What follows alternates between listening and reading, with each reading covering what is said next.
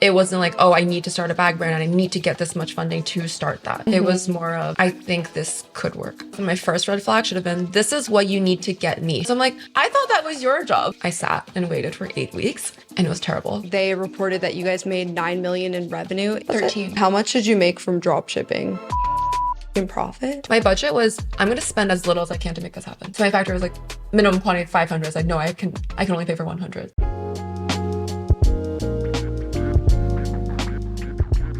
Okay guys, welcome back to Step by Step with me, Shelby Church. Today we have Jenny here who started Freja, which is a handbag collection company really that I feel like is blowing up right now. I feel like I'm seeing it everywhere, like all over Instagram and stuff. So I'm excited to chat today. Yeah, I actually found you from that CNBC video. They did a video on your company and how it had like a really good year. And I was like, whoa, but I recognized it. I was like, I've seen this for sure on Instagram and stuff. Yeah. So I want to give some background of what the company is, how you got started and all of that. So Freya's my baby. It just turned 5. I started Freja out of college because I didn't have a job and I had this one last really important interview that I thought, okay, this is my chance. Yeah. And I went to this interview, but I didn't have a bag that I felt really confident bringing to this interview. So I ended up picking out a bag from like a convenience store, like a $20 one. I walk into the interview, didn't feel confident, obviously didn't get the job, bombed it really hard. I'm like, I think it was the bag. And I'm sure I'm not the only one that has that problem. So I went back to school that day and I started designing a bag. And I thought, I'm not a designer, but I think I can make one work bag really, really well. So that's what we did. Took a year to kind of get the design down and then started manufacturing. And then we launched a work bag in February of 2020, right before everyone stopped going to work. Oh my God, right before. Wait, that's crazy. Like 2 weeks Okay. before. I have a feeling this was probably quite a roller coaster because I've looked a lot into your story, obviously, as research for the pod to like ask different questions and everything. One thing I noticed, well, first, actually, I want to like give context and brag a little bit on your behalf that like in case someone's never heard of Freja, in the CNBC video, they reported that you guys made 9 million in revenue in 2024. 13. But At the time, 13. At the time, it was the last 365 days. Oh, wow. So we ended 2024 with 13. Wow, that's amazing. 13 million in That was revenue. pre like Black Friday and everything. So. Oh my gosh. So that was like a big bump up. So that's amazing from starting a company just what, like 5 years ago now? And at that point, like 4? Yeah, we turned 5 in February of 20. Oh, cool. 25, yeah. Oh yeah, okay, fun. You got to do like a 5th year celebration. I feel like that's incredible, like to grow a company. It feels like pretty fast, but I'm sure like at first maybe starting it didn't feel like that. It was very slow in the beginning. Yeah. What was it like when you first got started? I know that you like first tried to manufacture the bag, which let's show a bag. This is one of them. This is one. I bought this one, guys. So not sponsored. The front, yes. Yeah, it's super cool. I really like that it has like the magnets. So I'm not like a zipper easy to girl. shut. Yeah. I like easy in and out. I feel the like magnets are zippers like break too. yeah. And they kind of hurt. Yeah. And this is just like easier to open and minimal. I like it. So that's what it looks like if you're watching the YouTube video. If not, you can like look on Instagram, just look up Freja. But the first like iteration of it, you had manufactured in New York, right? Yes. Yeah. So how did that go? So I went on Google. I thought, okay, I have a design that I'm somewhat happy with. I need a sample. So I found materials already at that point. So I had my materials and then I Googled like sample makers in New York, probably signed up for a couple websites, found a sample maker. Yeah, I dropped off the stuff and my first red flag should have been, this is what you need to get me. She was like, you need to get me edge paint. You need to get me the straps and this. I'm like, I thought that was your job. Yeah, what?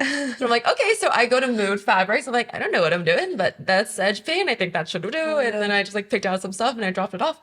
And then I was like, okay, we're going to have a perfect bag in 8 weeks. Yeah. So I just like went back to school and I sat and waited for 8 weeks and it was terrible. And it cost like $2,000, right? Yep. Which is like, to me, when I saw that in the CNBC video, I was like, wait, $2,000? What? Is that normal for a sample? I don't know. I should have shopped around. But I feel like, no, I did shop around a little bit. I think that was pretty standard, honestly. I guess for it to be like custom made and everything. There's just also not That many. handbag like manufacturing Right. facilities, really. Yeah. There was another one I talked to. I remember she said somewhat similar for sample prices, but then for actually making the bag, she says it starts like our minimum quantity is 20 something, and the cost for each would be $300. Oh my God. You know. That's like straight up just retail. So like, so how much would I sell that for? Like 2,000? Yeah. What? At least 1,000. That's after crazy. everything. Yeah. Yeah. And so, like, obviously, not a great experience in New York getting, because that's like not really where many bags are manufactured, but like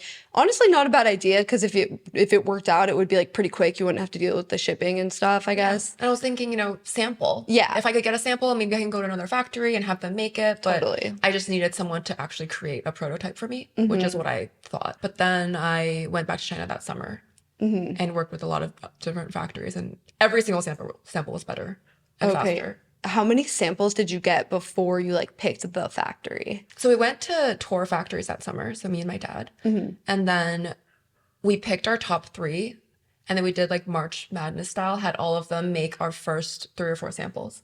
And then I just kept giving feedback. I was testing the communication, how long it took, like lead times.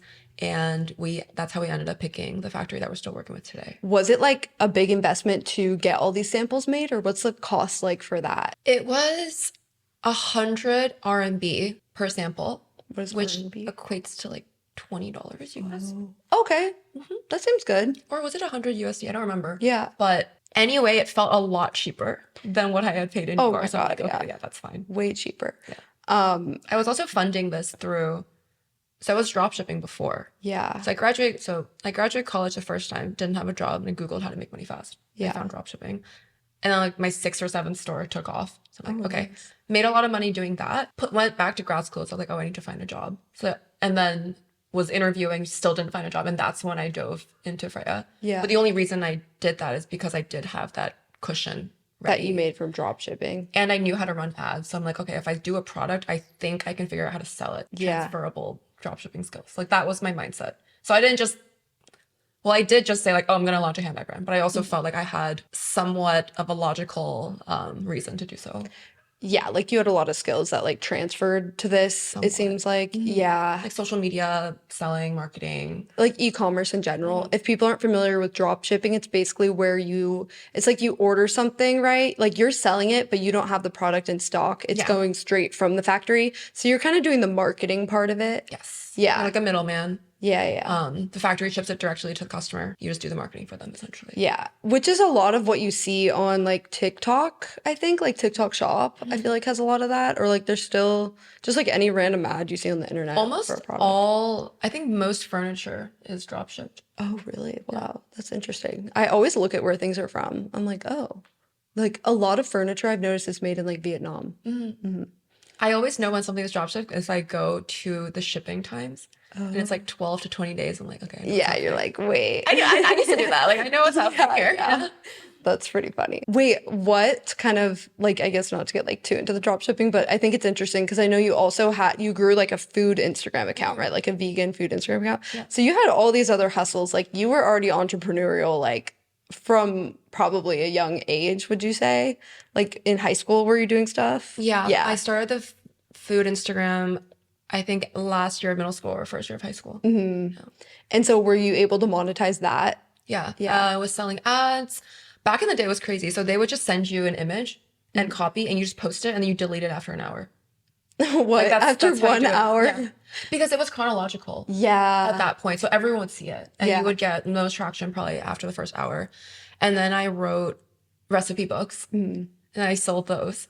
And I like kind of paid my way through undergrad doing that as well. So I'm like, I was never in a rush to find a job, which is why after every school, I'm like the scramble to find a job and to find something new. But yeah, I've always been curious and about making money online. Yeah.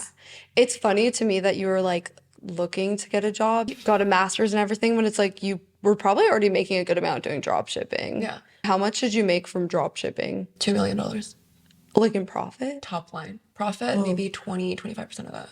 Which is still like 400 or 500K. That's still good. Which as like how old was I? when Maybe you're in 22. college or something, that's like really good. Yeah. I remember so drop shipping, the store that worked started working in August. And then November I was on a cruise ship. It was on my first cruise. And it was also Black Friday, so we were having a sale. And sales were going so crazy. I used to manually fulfill these orders. Like I hired 2 VAs while I was on a cruise ship. So I was like, my wife, I can't, and I can't. Oh my God.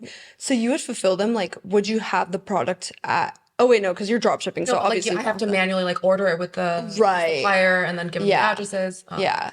Like there's apps for that, but it was very clunky, and I had cruise ship Wi-Fi. Yeah.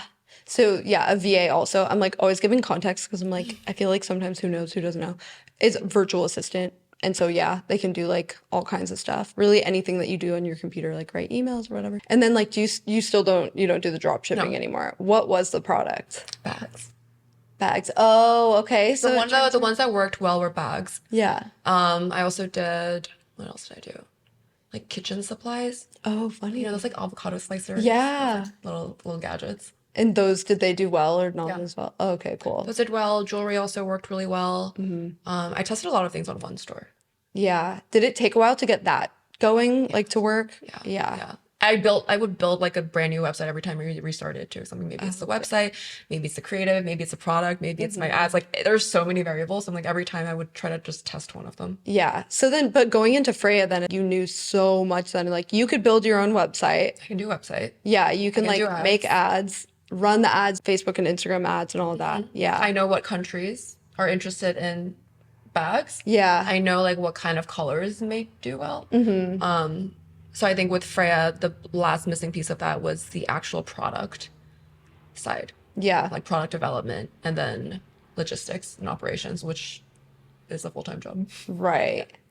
So the drop shipping was already going well. What made you decide like, okay, I'm going to go for it with these handbags? It was drying up a little towards the end, and I'm like, my legacy is not to be a dropshipper. Like that was always something that I saw as a way to make money, but it wasn't building a brand, Yeah. and I wanted to build a brand. So it worked. It really like fulfilled its purpose then. Yeah. Short term, like made money to like start Freya really because you can't. It would be hard to start a brand from like no money at all. Yeah, and that's why like people have asked me, oh, like why didn't you take on investment or questions about bootstrapping? And honestly, I don't think, because Freya wasn't like, oh, I need to do this. It was like, I think I can do this and I have the means to try and fail. And I have a cushion where I can try something else. But it wasn't like, oh, I need to start a bag brand and I need to get this much funding to start that. It was more of, I think this could work. Like an experiment. I think it's cool that you didn't raise money for it because I feel like people just so automatically do that. You can just kind of like start small and build up. You don't have to go and like raise a bunch of money unless maybe you actually have $0 and you may need to. But it's like, yeah, if you have maybe even like $5,000, you can get started with something. Oh, definitely. Yeah. Yeah, you can definitely get started. I mean, like when I started dropshipping, I had zero money. Yeah. But I think like when you have zero money, you get really, really scrappy. Very crafty. Like I think there's a quote I heard somewhere, but he said, you can solve any problem with money. Like if you throw money at it, but doesn't have to be the best. Like that might not be the best way to solve it. Yeah, that's interesting. So let's talk about the beginning of Freya. Because I know that the first year I saw you talked about the first year didn't go super well. How was it? And I'm curious, what was your kind of like budget going into it? Like, were you like, I'm going to set aside X amount to start this brand? No, I've never budgeted. I'm like, if we're making more than we're spending, that's good. I like that. I think I have a good grasp on my costs generally. So I always know, like, I live and die by ROAS, which is return on ad spend. So that's like the number I check every morning. Yeah. And as long as it's like between a certain threshold, we're fine and profitable. But the first year, my budget was, I'm going to spend as little as I can to make this happen. So my factor was like minimum quantity of 500. I was like, no, I can only pay for 100. And we set on 300. So I ordered 300 bags. Okay. For the first launch. I collected a bunch of emails. So Freya actually started as a blog before we had any product, because I would just document the journey and then like what I've been doing, like why I'm making these decisions. That eventually became our about page. So that was our website for the first couple months. And then I would run ads on Instagram and Facebook saying like, oh, like this is what I'm working on, like sign up to know when we launch. I collected about 2,000 emails doing that. And then once the product arrived, I sent out an email to like, hey, we're live. I'm like, oh, we're going to sell out. Not a single person bought. That I feel like would be like a little crushing. I was I was surprised and I was like, okay, this might be a little harder than I thought it was. And I'm like, maybe my skills aren't as transferable as I thought. But you were still determined. I was still trying, I'm like, Yeah. well, I'm like, yeah, I have 300 bucks to sell. I need to move. Yeah, you're like, I'm gonna do this no matter what, basically. And Yeah. bags are also very different price point and branding from what I was doing in dropshipping. So it wasn't like a impulse purchase, which is, I don't want it to be an impulse purchase, but I'm like, okay, gonna have to workshop the strategy of it. Yeah. So what started to work? Like, did people just need to hear about it more? Yeah. First of all, no one knows you. I think my first 2 years was just, I wasn't a bag brand. I was a marketing company, a very bad marketing company that happened to sell bags. So every day I'm like, okay, I have these bags. I put them in a storage unit by my apartment. And it was just me on Facebook Ads Manager for 8 hours a day, testing different combinations of audiences, creatives. Like that's what I was doing the whole first year. I had decided, I'm like, ads are going to be my source of customer acquisition. Like, because I didn't know how to do content. I didn't know how to organize. I'm like, okay, I know ads. And if I can get this to work, and if I can make a good ads engine, I put $1 in, get 3 out, like we would be set. And I have to start that now. So that's the decision I made really, really early on. And it took us 3 years to get to the point where I was happy. Where it was like you were putting $1 and getting $3 out. Yeah. So it's really probably hard to actually do that. Yeah. It's like, it sounds simple, like, oh, just make a really good ad and like, yeah, you'll just pay for it. But I've heard with Facebook ads too, over the years, it's gotten harder. Yeah. Because Yeah. the barrier to entry is very, very low. So anyone can run. But to stand out and to be good, and I think Facebook also prioritizes accounts that have been spending like for a while. And then they call it a pixel, but that's how they track conversions on your website and then attribute it to Facebook. But your pixel gets seasoned over time. And then Facebook kind of learns. The algorithm is actually really good. The algorithm learns who wants to see your product and who it's for, and then it'll start showing them. But in the beginning, like it doesn't know anything about you. So you're starting from scratch, and then you have to try to tell Facebook, this is who I think is my audience. But if you get that wrong, which I did many times, then you're just also confusing the pixel, and you just like, it's like taking one step forward and two steps back. Yeah. Dang. So when you first started, I think I saw in the CNBC video, you invested 30,000 into inventory. I'm gonna have to check. I think so, because we had to order materials, and there was a base minimum for that, and then 300 bags, and then pay for the freight. Yeah. Over. Yeah. How did it break down with like the bags versus the shipping? I guess have to check, but I think our materials and bags typically are pretty evenly priced. So it'd be like half and half on that, and then shipping 7% of the total. Oh, okay. So it's not too bad. Yeah. Well, it's getting that. You invested like about 30,000-ish on the bags, and then also I'm sure a bit on marketing. With that, like, do you need to invest kind of a lot to get some results with marketing, or can you start with like $500? I start like $5-10 a day. There's a lot of different strategies out there, but I think I'm actually pretty risk averse. I don't like losing money. There are people like, oh, you can test really fast with a bigger budget. However, I'm like, I don't have a bigger budget right now. So I think I just did what I could. I think I did 3 audiences, 5 different creatives, maybe $5 a day. I don't know how much that is per day, but the thing with ads, I never, like, people are like, oh, you need to go into the red first. Like, I don't really think that's true. I don't know how it is now. But I think we always broke even somewhat. So like we would get one sale, and I'm like, okay, that's $250, and I minus out the product cost, and like that's how much I can put towards ads again. Like that's kind of how I thought about it. But we broke even first year. But you still had your drop shipping money to kind of like live off of. Did you feel pressure where you were like, okay, second year, gotta like do this, or like how did you feel? It's funny. I get questions like that now, and like I don't think I remember how terrible I felt the first year. But I'm also such a optimistic person. I never looked at it big picture. I was just like, if we're making progress, if we're selling more bags now than we did in the beginning, like I consider that a win. Like if I know how to run ads better now than I did in the beginning, like that's great. So as long as the trajectory was trending upwards, I was happy. And I was not really in a rush to get anywhere, because I think for my Instagram and the dropshipping, I was in a rush. I was trying to make money. I'm like, okay, I can do that, and I know how to do that, but that's not sustainable. And if I'm going to do another brand, another company, again, I want to do it right. So I wasn't in a rush to do anything. Yeah, that makes sense. I think because you knew if you really had to, you could probably go back to drop shipping and just make more money. Yeah. I wanted to build a brand. It wasn't, yeah, exactly. Yeah. I don't want to make money. I want to build a brand Yeah. that'll eventually, you know, be something that can support me, but not right now. Yeah, to build something that's going to be like worthwhile just takes longer. The longevity. So yeah, I think that's smart. Well, you swap short-term gain for long-term pain, which is what I had been doing. And I was like, you know what? Short-term pain this time sucks now. I remember there was 1 month, this is August 2020, we'd only sold 3 bags the whole month. So that was our worst month that year. And I'm like, you know what? Can't get worse than this. Why do you think that month? Because they were mostly like for work or school? Maybe. Yeah. Maybe. We also sold out of one of our colors. So I made 2 colors with the first batch. It was I would say like a nude tan color and the black, and the nude tan color sold out. Oh. Because I think it was summer. Oh. People weren't buying They black like bags that. yet. Yeah. But that, you know, that better. I didn't think about that.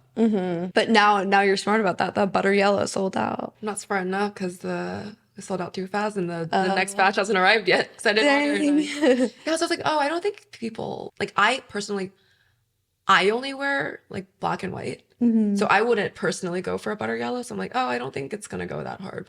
But I think people really liked it. Yeah, I mean, it's really cute. I like it a cute. lot.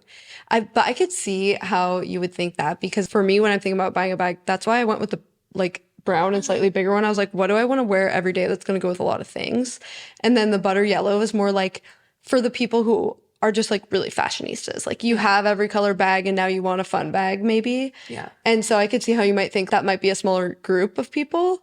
But I don't know, the butter yellow is just really hot right now. Quick break to thank one of the sponsors of today's episode, ZocDoc. ZocDoc is a free app and website where you can search and compare high quality in-network doctors and instantly book an appointment. So you can input what your health insurance is and see if they're in your network. We're talking over 100,000 doctors across every specialty. Like I went on the website, they've got everything from mental health, dental health, primary care, urgent care, and more. You can filter for doctors who take your insurance and are nearby and are a good fit for your medical needs. And they all have reviews. They're highly rated by verified patients. You can read through the reviews. That's what I did when I used it. Once you find the right one, you can see their real-time availability and you can book a visit right away. Sometimes they have availability someday, you guys. Like it's actually so cool. I really love the interface of ZocDoc, and it's free to use for us consumers. So it's kind of like, why not? It's personally, I find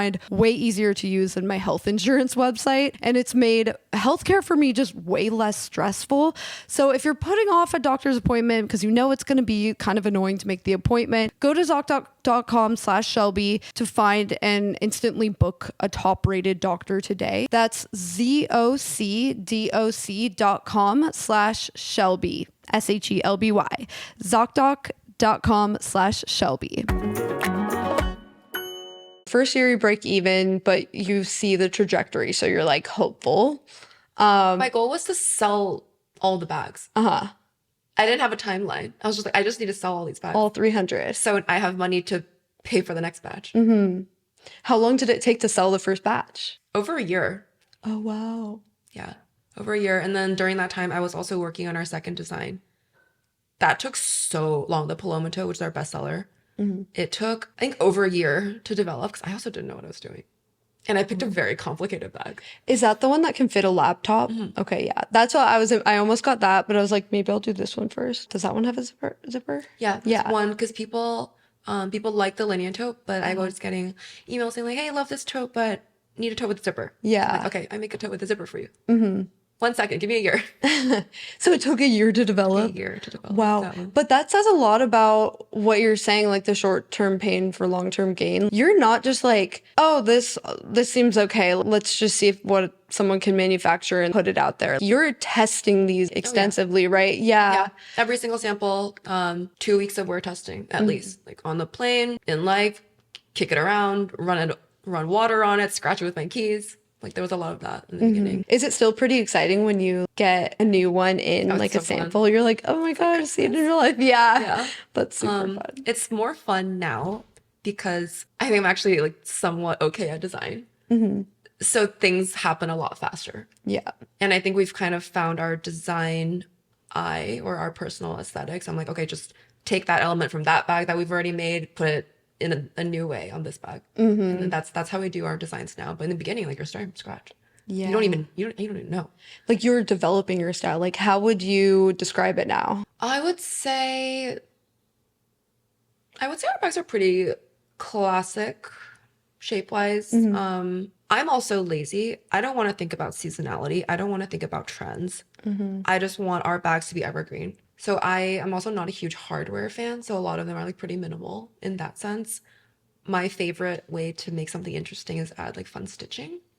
Oh. I don't like zippers, so you see a lot of magnets. So a lot of it is like my personal preferences in bags. Yeah. And then you'll see a lot of pockets and things that make them like I want bags that people reach for. Right. So that means it has to be comfortable to wear, like the long shoulder straps. But they can't be standing upright because then you can't store them easily. Key rings, just like little details like that. Yeah, I like the minimal look and I like the magnets a lot. I'm like, whoa, this is kind of underrated. Like, I hadn't really seen a lot of bags do that. Also, like I want it to be easy to match with everything. Yeah. Hardware you kind of have to match, like if you care about that. Yeah. But with these, it just goes with everything. And I've gotten that feedback too, which is why people like the bags. Yeah, no, that's good. You really do get a lot of wear out of it. I hate to buy something and be like, oh, I barely wear it because it's like just too niche. But that's Doesn't not something go- that you know until after you buy it. Yeah. Right? That's why it's like I want the bag to be something I reach for, and that's why we do so much wear testing. Like especially in the beginning, the only thing I cared about was the product, design, and quality. Everything else, like we don't have packaging, that's okay. We don't need packaging right now. Our website looks bad, that's okay. I'll fix it later. Yeah. Even our brand name, I was like, you know what? I'll just pick something. Do you know how we came with Freja? How? I googled Scandinavian baby names and I picked one. Wait, really? Yeah, I'm like I just need a name so I can make the website and I can move forward. That's really funny. Oh my God. I'm like, I can always change it later if I don't like it. But we That's ended up keeping true. it. Yeah. I like that. Okay, I feel like I operate in a similar way. Even starting this podcast, I literally went to a park and took a photo for the cover photo, like with my tripod. I was like, I'll change it later. It's important to start and to focus on the thing that matters the most, which is the product, the bag in your case, the video or whatever, like doing it, Yeah. you know? First 2 years, only thing I cared about was number one, product. Number two, marketing. Do I have a good product? Number two, how do I tell people about this product? Yeah. And I think everything else is fluff. Like you could spend a lot of time on packaging, but like if no one's buying your product, like everything matters. But I think in the beginning there are a lot of things, like there are certain things that should matter a lot more and that are actually going to drive progress, and everything else is kind of a distraction. Yeah. You can figure it out later because when I ordered this bag, I was like, the packaging is really nice. It comes in like the bag and everything. We'll be doing packaging later. Oh, you are? Oh, fun. You did figure it out eventually. It's not Eventually, like you're yeah. saying, oh, who cares about that forever? It's just, yeah, focus on what matters now because you only have so many hours in a day. Also, it's understandable if you don't have everything figured out. I made it very clear on our website. I'm like, hi, I have no design background. I am a one-woman show. However, I will be very transparent and tell you why I'm doing everything. And I'll tell you, like, we had to open pre-orders quite often our first year because I didn't have money to like do anything. That's smart though. Like you figured it out. You weren't like, oh, I don't have money. Like, I guess we'll just not. Yeah. Like pre-orders, it worked. And I think it trained our community to be patient and not expect drops all the time. Which even now, we don't really release new things very often. I like that. I feel like some companies, they just like, it's just to maximize profits maybe, but it's not that sustainable. I don't need a new bag that Especially often. bags. You don't Yeah. really need a lot of bags. It's like more thoughtful. I feel like when you come up with something that you feel like is needed. Yeah, I like that. More sustainable approach, really. Yeah. And we sell everything that we make. Yeah, you don't make it a limited. That is really popular right now, the drops. Like doing a limited amount and people being like, people get very frustrated with that. It does work. I think it's a lot of work logistically too. And I'm like, I don't have the capacity to design something new every month. Yeah. Like it's just not possible. And I think hard. if I design something new every month and I have 12 new designs at the end of the year, there's maybe 3 that I actually love. And then everything else is just kind of noise. Why don't I just focus on the 3 that I think we would really love and just launch those really intentionally? Yeah, that's smart. Instead of having just like a bunch. Yeah, in a world of like about like Shein and Temu and stuff, it's like It's nice to have stuff that is more thoughtfully made, I guess. Yeah. I mean, that's also why I started Freya. Like in the beginning, I thought, does the world actually need another handbag brand? And if I were to do one, how could I make it special? And that involved like just kind of building it the way that I would kind of want to see a brand exist in the world. Yeah. And instead of following, oh, this is what you're supposed to do. Like, this is the fashion calendar. This is the wholesale. Like, this is what you're supposed to do. Instead of doing that, I'm like, you know what? I'm going to do it the way that feels right to me. And I think it was really nice not having a fashion design background because I didn't know anything. That can be an advantage, yeah, so. because Yeah, sometimes people they do things the way it's supposed to be done, but it may not be the smartest way. It's just what people have always done. So yeah, you probably figured out some good little hacks. And you use vegan leather, not real leather, and that was intentional, right? Because you didn't know how to source leather without knowing that it's not going to be unethical. Like, I'm personally not vegan. Yeah. But to me, having zero experience, I don't feel confident sourcing animal leather. But I can feel confident about our materials. I'm like, I know exactly what goes into it. I've been to the factory many times. They are like the leading R&D factory in Asia. They do. So the factory, what they specialize in, I call it ultra fiber, but they are the biggest supplier to China's biggest like electric vehicle company. So that's what it's mainly used for. The materials usually used for the interiors of those cars. So like very technical, premium, made to last. Because like in a car, it has to last. And you have like sunshine, you have like rain, you have people sitting on it, you have all this friction. So they do a lot of testing on that. So I'm like, okay, I feel confident in this material. Oh yeah, because it's like very, very durable if they're making it for a car. Very durable, and it's not petroleum based, which is like something I was looking for. Oh, it's not. Do you know what the base is? Okay, I'm gonna go into my spiel. It's recycled microfiber layered with resin on top. Oh, so I know the Chinese wording for it. I'm not sure about English. Yeah, that's cool though that it's not like it's just not made of oil. It's like more recycled. I like that. More sustainable. Yeah, I think so. And I think I think the most sustainable thing you can do is not buy anything. But if you're gonna buy something, I want it to be something that isn't trendy. I want you to know it's gonna last. And I want it to be something you reach for. Like, I want everything to be super intentional. Like, I don't want people to be impulse purchasing bags. Like, I don't think everyone needs all the Freya bags. I think, like, and that's why our designs, I'm like, there's a tote for everyone. There's a small bag for everyone. They're not supposed to be everyone's style, like, for every single one. So I feel like our styles are somewhat distinct in their own way. Yeah, that's smart. I feel like that's another thing that makes you guys different from a lot of companies who are like, yes, buy everything, basically. Wait, so you guys are only online, right? We're online only right now. We're in Revolve. That's cool. It's very, very Revolve-esque. You think so? Yeah. Revolve is my go-to. Yeah. Because the shipping is so easy. So fast. Oh, yeah. So people could get one of these bags in like 2 days. Yeah.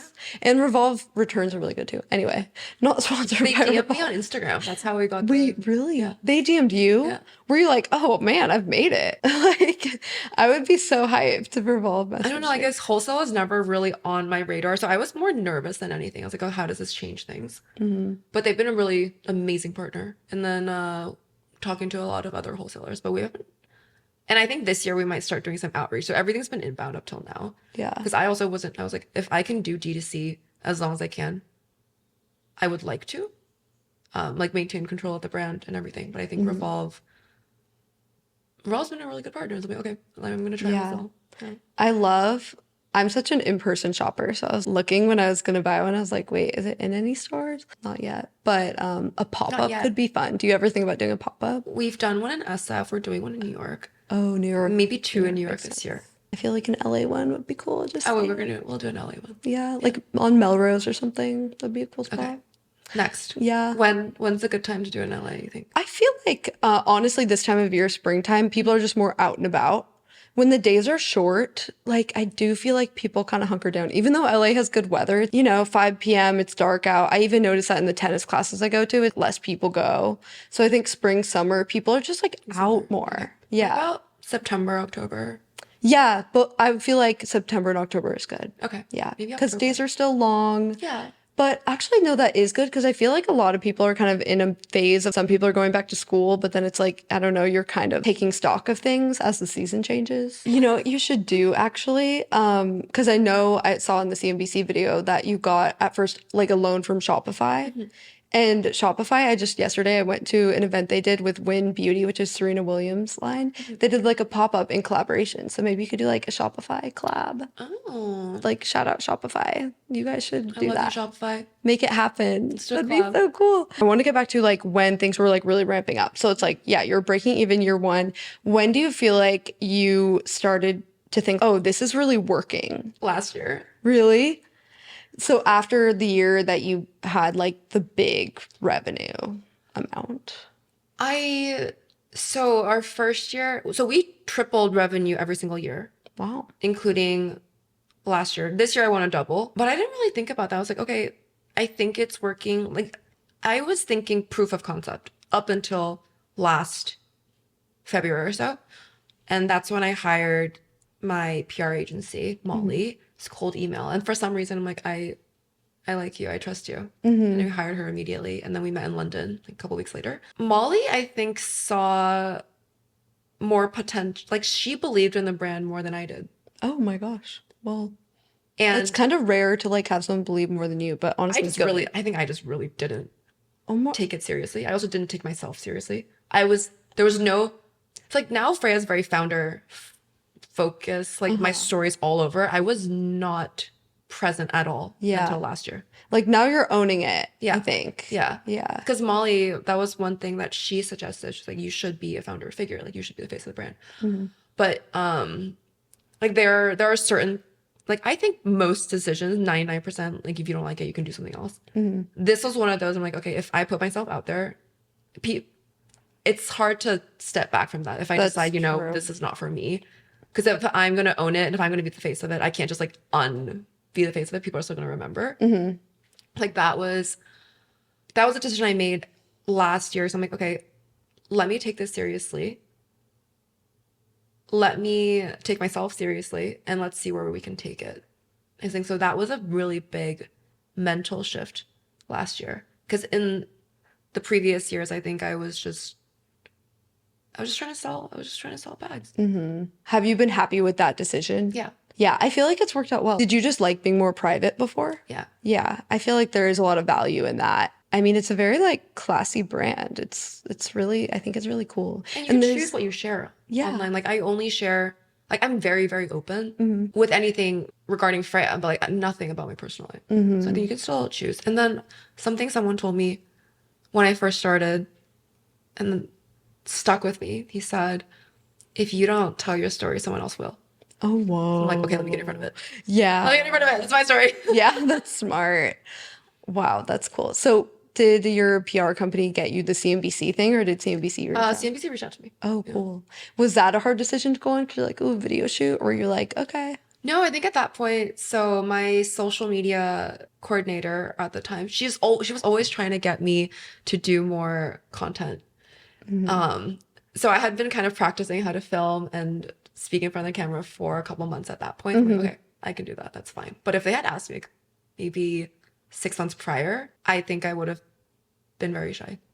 You did a great job. I know you haven't watched it, you said. Hey, Lauren and Meg, I haven't watched it. Are you going to watch it ever, do you think? I don't know. Maybe in a couple of years. Yeah. I can't watch myself. Like I haven't listened to a single podcast I've done. Oh, I haven't watched any videos I've been in.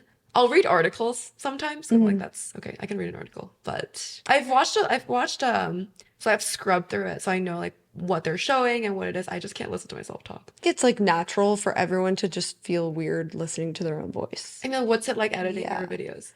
I'm so used to it, but I feel like it used to be kind of cringe or like sometimes I don't love watching my videos in front of other people that I know. Oh. Like if they pull it up, I've had like Uber drivers be like, oh, what do you do? And I make the mistake of being honest. And they'll like literally pull it up and I'm like, no. Unless it's a video that I'm like very proud of. But there are some, it was a fun video to make, but it's, I don't know. Sometimes I'm just like, wait, I don't know if like I want to watch this in front of other people. It's just like awkward, kind of. Yeah. Yeah. So my friends want to throw a viewing party. I'm like, well, I'm not gonna be there. You're like worst nightmare. That's really funny. Well, no, I thought it was great. I mean, yeah, so you're doing more content, like posting more of your own too. Yeah. Is it hard to balance all of it? Yeah, it is. I think it's funny. In the first 3 years, I was like, oh, running a business is easy. I don't think I really had anything. I wasn't really doing much. Really? Like, Wait, what was a day in the life like? how was a day in the life? So the first 2 years I was doing ads a Just lot. all So of that it. was like full-time job for me. Would you make the ads too? Yeah, Or I okay. did everything. So I you're would make the like, creative. I would do the budgeting. I would do the what's it called? Audience testing, everything. so making the ads, was this little videos, like a reel that you would do paid ads on? Okay, so like videos and stuff. And would you be in them or would you like shoot other people? Oh, okay, cool. So you'd get like a model or something. I just shot the product mostly. Oh, okay, yeah. I mean, It's that also totally like during works. COVID. I'm like, I don't really have anything to work with. Right. Was it difficult in New York to do that? Because it's like not a ton of space. Yeah. Yeah. So would you rent a studio or how'd you shoot? I rented a studio a couple Yeah. times. There are actually a lot of really, really nice ones in New York, and I would just like batch all my content. Even now, that's what we do. We rent a studio by my place, and we just like batch film Oh, cool. because I cannot be filming every day. It's a lot don't like if you're it. running the ads as well. Yeah. So, like in the beginning, how much content did you need to make to run ads? Like, would you need like 10 different videos to test? I don't remember. I have to look through the old Google Drives. But I think a couple months in, I found the winning formula for us, which is still the winning formula today. It's just me packing the bags. People love it. Like, I don't know why. And it has to be me packing the bags. Really? If someone else is packing, even if my face isn't in it, if someone else is packing the bag, that doesn't perform as well. So I'm like, I can okay, tell. I think I just need to, I would love to hire this out, but I can't. Like, I need to be packing the bag. Yeah, that's funny. That's cool that it does well. So you just do different iterations of that. It tends to do well. Different bags, different things, different angles, Yeah. me in a different outfit. Yeah, Yeah. that's cool. Okay, I also saw Hailey Bieber had one of the bags. And like a bunch of celebrities, I think. We got Jennifer Lawrence, which is really exciting. Haley's worn it, Barbara Palvin. Off the top of my head. How did that end up happening? My PR agency does seating. Nice. They And do then a we good just- job. Yeah, and then we just pray. Like they send the bags out and I'm like, okay, I'll just wait. Yeah. Because you know those people get so much free stuff. And so probably I like a long time ago I had a roommate who was an assistant to an A-list celebrity or like assistant to a PR person for an A-list celebrity. So we would get the celebrity's mail to our house. A lot of it she would never even see. It would go to the PR person's assistant because they just get so much. So it's kind of a big deal that they were like, oh yeah, I like this enough to wear it. And Haley wore the same bag twice, 1 year apart. So I'm like, you kept it? That is in her closet. You kept it? She's like packing that thing on a trip, I bet. Like, That was the most surprising thing. I was like, because my parents was like, oh, like Haley wore it again. I'm like, again? The same bag? She kept it? That's crazy to me because she must have so many. yeah, she probably gets so much stuff. She wore it to sushi both times, I think. Oh, Maybe wow. it's just like her sushi bag. She's like, sushi tonight? Sushi. My Freya bag. I was kind of wondering also, it's like, you guys are quite successful now. You're trying to double your revenue this year, which I think makes sense because, I mean, as you get bigger, it's hard to keep up with tripling every year, you know? Do you have people come to you wanting to invest? Because I imagine people are probably like, wow, this is a good business. Like, they probably want to buy it from you. We have I get a lot of emails from investors, but I think we're fortunate enough to be in a place where I'm like, I don't need cash. Like, cash is not the issue. There is no issue. I think I just need time. Like everything I want to do, it's in progress and it's just going to take a little bit of time. Yeah, you don't want to sell it yet. Maybe one day, but not yet. I was toying with that idea a lot last year. Like, okay, I mean, I set it up in a way, it's always in the back of my mind. I'm like, I'm setting it up in a way where it would be palatable to an investor if you were to come in and buy, because like there's systems in place and that's not just me telling people what to do. Like everyone operates. Yeah. But I think regardless of whether I sell it or not, like that is how I should structure it anyway. And I think this year I decided let's try and build a legacy brand. Like, what if I kept it? And just You don't have to took sell. it as far as I wanted to. Yeah. Because I mean, I feel like it's so common in the tech world for it to be like people get funding. The goal Build is it, like, to as sell. fast as you can. Yes. And then you sell it. Yeah. It's like never from the start to keep it. But I mean, not every brand is like that. I feel like Spanx for a while, she kept that for a long time before she sold. So I think that's cool. It's like, yeah, you don't have to. Like, if you're having fun and passionate about it, why sell? It's so fun.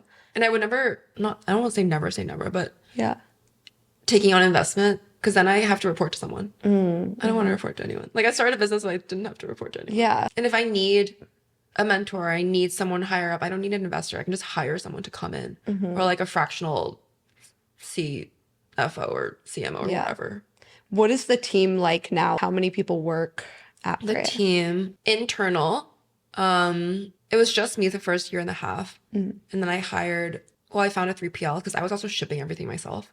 Which 3PL, another thing, if people don't know? Third-party fulfillment. So they're basically our warehouse, and they ship the packages out to people. Because before it was all like I was the 3PL. at a storage unit, and you'd ship it. Storage unit. Yeah.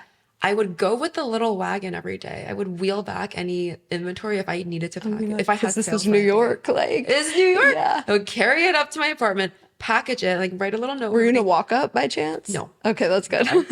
And then I would walk these packages down to the UPS. It was like a 10-minute walk away.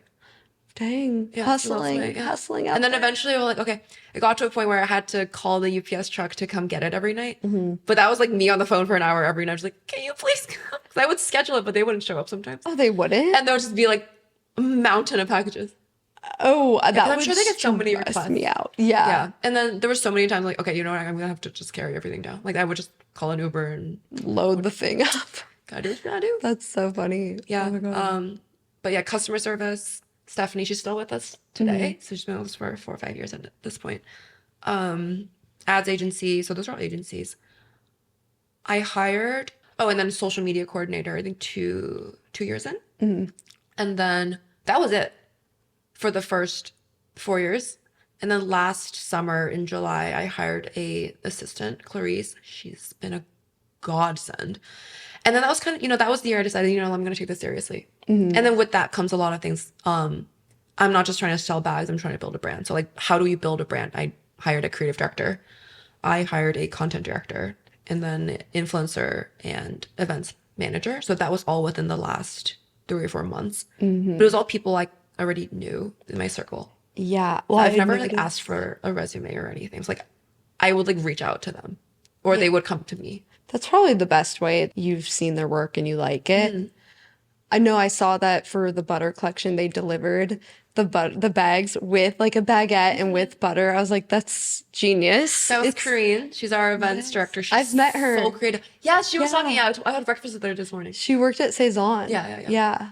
Another great brand. She actually, so how we got connected is she emailed me to gift me Saison. And I was like, I'm a nobody. I'm like, but I thought that was interesting because I'm like, okay, you're not just going for, numbers. You're like, there's a method to it, and it's very thoughtful. And I think she reached out to me. She's like, I'm gonna leave Saison. I was like, okay, noted. And I think a month or two later, I reached out to her. Nice. That's smart. Yeah. So yeah, the team now is how many people? Now internal we have, I think 6. 6 right now. Like fully remote. Everyone's remote. Yeah. We don't have an office. I think Faith and Oscar are in New York, but we also don't work together that often. I'm also away so much. Yeah. But I think eventually, like, it is really, we're so much more productive in person. I realize that. When you guys are all together. Do you ever do like an offsite, like a little trip? We did Paris Fashion Week together. Oh, that's cool. So that was fun. Like I feel like I just work with all my best friends, and we just do things that we would normally do and then call it work.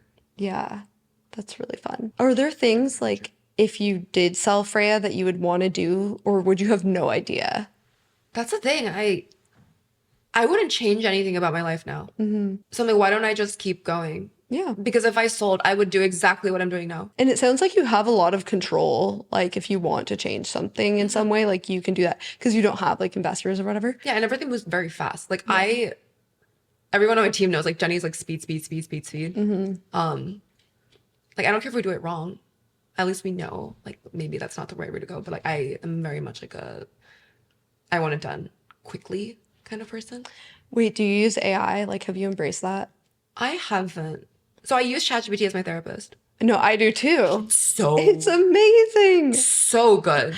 It's like I'm sorry that some people might be offended by this, but I do think it is better than a lot of Yes. like actual therapists. I 100% Yeah. agree. I am crazy, but I upload my journal. So I journal every day. I will upload my entries to ChatGPT so it gets to know me better. It's very validating the things it says. Validating has good advice. I love it. It's very emotionally intelligent, I think. I use ChatGPT for like everything though.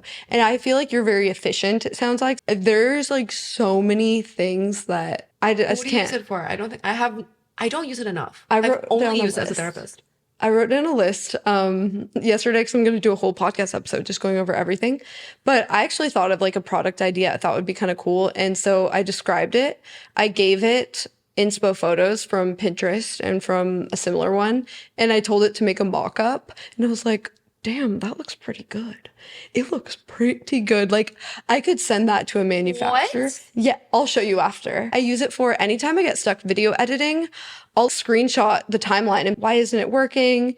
And if it doesn't get it the first time, I'll be like, that didn't work. And it can figure it out. Sometimes booking travel, like I'll be like, Oh, yeah, I did travel itineraries through it. yeah. I worked with an advisor.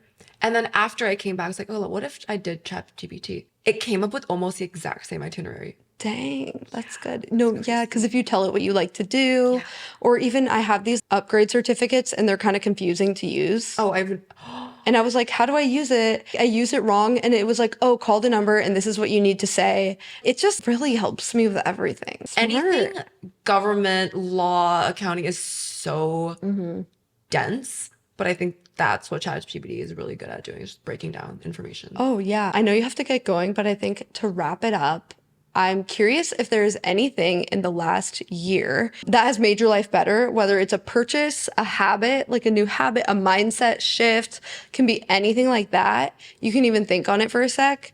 But I'm going to start asking everyone this. The point of Step by Step, my podcast, is living a better life holistically. I have one habit that really changed everything for me, and I have one like mindset shift. Journaling. I've been doing it every single day for the last maybe 4 or 5 years. Wow. Dang. It has made me so much more self-aware. And in the beginning, I was like, I didn't know what to write. I just journal about my day. I just was like bullet points. This is what I did today. But then you kind of develop like, oh, like, okay, this is how I felt about that. And let's like unpack that. And like what might have caused that? Was it the issue at hand, or was it something else? Or was it something in my life? So I think that has helped a lot. And it really, I think writing things out really, like verbalizing them kind of, it makes you reflect on them in a different way. So I think I used to have a lot of trouble figuring out how I was feeling. I was like, I know I'm sad. I don't know why I'm sad. Like I didn't know, but now I think I can connect the dots. And I think journaling really, really, like it started everything else in my life. Yeah. Journaling. Do you ever look at old journals and it's like, Yeah. because I did this, I don't journal every day, but I have from time to time. And I'll be like, I don't even remember having those thoughts. Like, that's crazy. Imagine, like I can tell you exactly what I was doing on this day, like three years ago. Wow. And as you look back, you're like, Really cool. it's perspective. Like, oh, that's what I was worried about. And then you can kind of take that into your life today, like the things that you're worried about. You're like, oh, this is no big thing, no big deal. Like, Yeah. this is not going to matter to me 3 years ago. I'm like, oh, you're lucky to be dealing with problems that small. Like the problems never go away, but you get stronger. Yeah. I think that's And now the journaling plus the chat GPT is just crazy. like, you're good to go. Backpack, yeah. Yeah. Have you felt like now you are more confident doing, like putting yourself out there after like starting to do it more? Yeah. It's a lot easier, and I think you realize it doesn't matter what other people say. Like I think if someone's meant to be in your life, great. If they're not, why keep them there? Yeah. I know. I really like that let them theory thing everyone talks about. Yeah. I'm like, If they- honestly, yeah. If they want to go, let them. Yeah. I don't want anyone in my life who doesn't want to be here. Yeah, or if they like don't, if someone thinks my content is like cringe or something like that, I'm like, let them, like the people who are supposed to find it will find it. Like the only people who ever judge you are the ones that I don't think people who are doing well really judge No, it's always, other people. it is the people who are afraid to put themselves out there or do what you're doing, like they're afraid for whatever reason. And so projecting. they're like jealous of the people who are willing to do that. And so it's like, yeah, no, they want to make themselves, I think, feel like good about their decision to not even try. Okay, if I get a comment from someone that's like rude or whatever, I'm just like, all right, I kind of feel bad for you. Yeah. And yeah, in the beginning I was like, okay, what if like people are mean? What if they're that? But I think at the end of the day, if my story can help one person, I'm not gonna let me being scared of one mean comment like take that away. Yeah. Like that is my mission and purpose. Not everyone will agree, and that's fine. I'm not for you. No, that's a great mindset. And I love your story. It feels so authentic. Like, I like that you're just like, this is how I did things. The financial transparency of it all is super interesting. I feel like helpful to people. And just like doing things different and like owning that is really cool. I think because, yeah, in the beginning, this is what I said to myself all the time. Like, I don't have anything. I don't have a design background. I don't even have a product. The only thing I have is my story. The only thing I have to go on. Like, there's no reviews. Logically, no one should buy this bag. But people are emotional. Like, how do I appeal to that? How do I build trust? By being very open. I think trying to maintain that to this day, like, even as the brand is growing. But, and that's why we're investing so much into content and stuff. Well, thanks so much for sharing more of your story. So interesting. I'm rooting for you and Freya. Thank you. That makes it sound like another person, but Freya, the company. People thought my name was Freya. They're like, oh, are you Freya? Like, no. Really? That's funny. It's probably a Scandinavian baby out there for sure.